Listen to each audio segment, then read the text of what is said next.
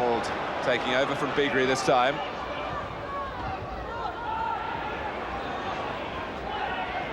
Sharp would prefer the ball delivered earlier like that, but Sedgley saw it coming, and oh, there's a slip by Mabbott. Cottee scores.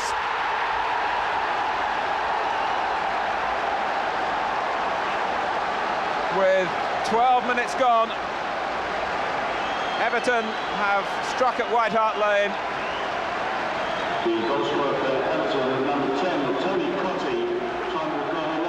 Gary Mabbott lost his balance.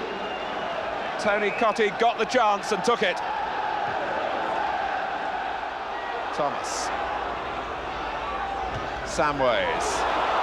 Will Stewart collect this one? He will. Paul Stewart for Spurs, and a goal for Lineker.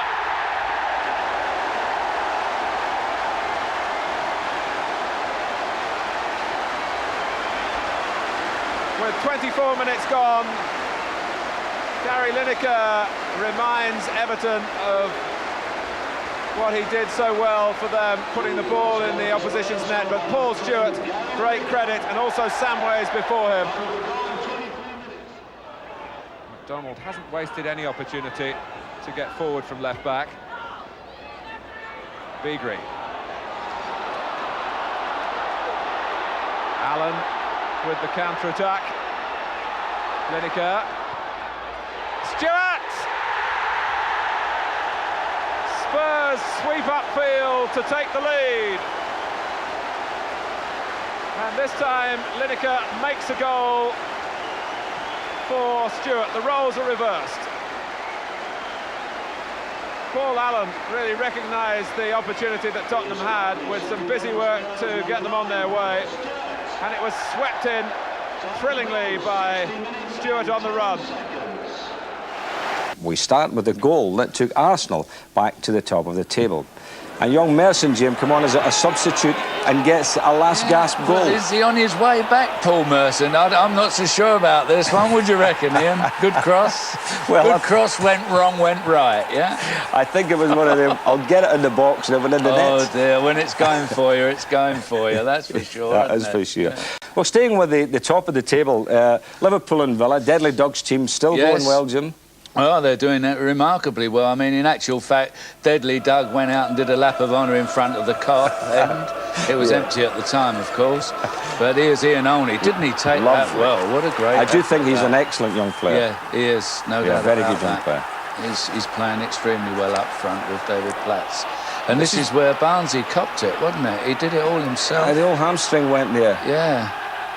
I can't see him being fit for today as it happens. No, it always looks nasty when a player does it on his own. That's right. Well, that's when you know they've got an injury for sure. Peter Beardsley with a little side footage Jim in the corner. Yeah, bit of a soft goal, that. Well taken goal, but, you know, it was outside the box. One would have thought Spenksy might have done a bit better. Yeah, right. Well, Chelsea have been up there challenging so far this season, but all of a sudden they're leaking goals, aren't they? 9, I think, in the last 2 games. Yeah, they're cracking up a bit, aren't they? This was Queen's Park Rangers last week. It is Queen's Park Rangers, which, you know, with respect, is not the best, and that's Ferdinand knocking in the first one. And I don't mean that unkindly to Queen's Park Rangers, but if you're going to win championships, these are the teams you're going to have to beat. Well, having said that, they murdered Liverpool Queen's Park Rangers, so yeah, they did. Not bad. But Alan Dickens with a little volley there, not bad. Brought it on even Steven, and I suppose the Chelsea lads thought that they were in for a good afternoon. But there he is again, that man, Ferdinand. A new name to conjure with. A new name for us to conjure with there. I thought this was a great goal. Mark Falco. It's amazing. He's still scoring really outstanding goals, isn't he, Mark Falco? Really is doing very well. Looked a little offside, I thought, there, Colin Clark. Might have been. But again, we didn't see where the full-back position was. Sore arm, you never know. But the other Clark, Steve Clark for Chelsea, managing to pull another one back to make it 4-2.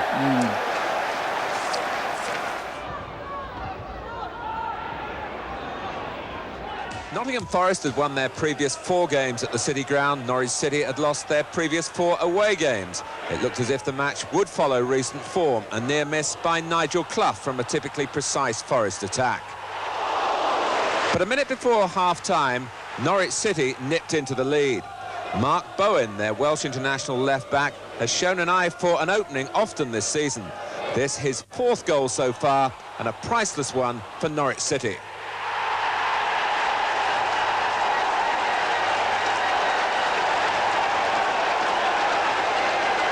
Nottingham Forest couldn't regain the lost ground in the second half, although they dictated the tempo of the match.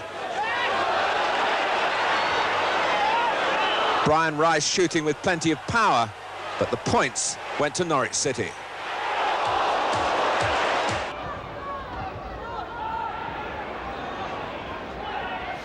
Howard Kendall's knowledge of Manchester City's playing staff comes from watching them lose 2-1 at Southampton last week, where Clive Allen quickly offered a reminder that the new manager has inherited a reliable goalscorer.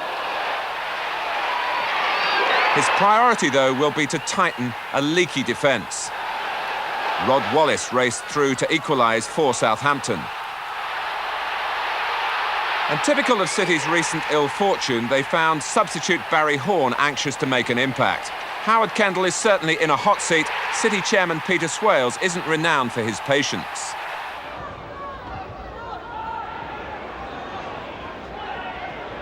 Charlton were at home to Millwall and took the lead when Paul Williams set up youngster Scott Minto to score his first ever league goal. Just 5 minutes later, Millwall equalised from a Paul Stevenson corner. The goal headed in by Steve Antrobus. The final score, 1-1.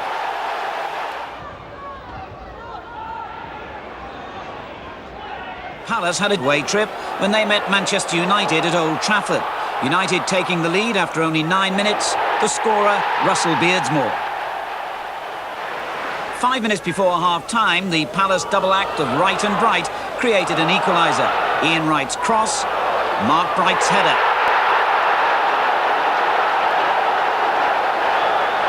Nine minutes into the second half, Manchester United's defence was pulled apart and there was an unhappy moment for goalkeeper Jim Leighton as Bright's header sneaks in.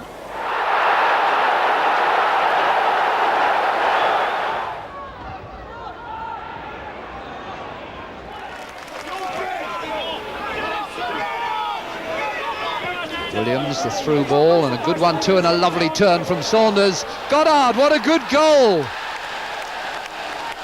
50 yards in 2 passes. Still not clear. Scales, 1-1. 4 minutes from time. Wimbledon may have saved it.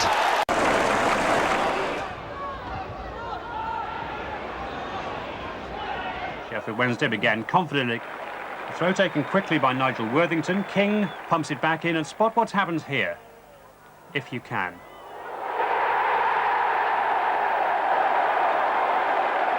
Here's a clue. John Dreyer flat out on the ground, and here's the answer. The clearance by James, and it comes there, off the face of John Dreyer.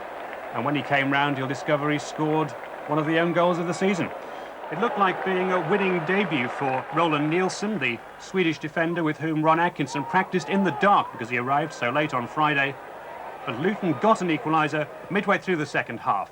It's a good, deep cross from Williams and a terrific flying header from young Julian James in his first full game of the season. Sheffield Wednesday 1, Luton 1.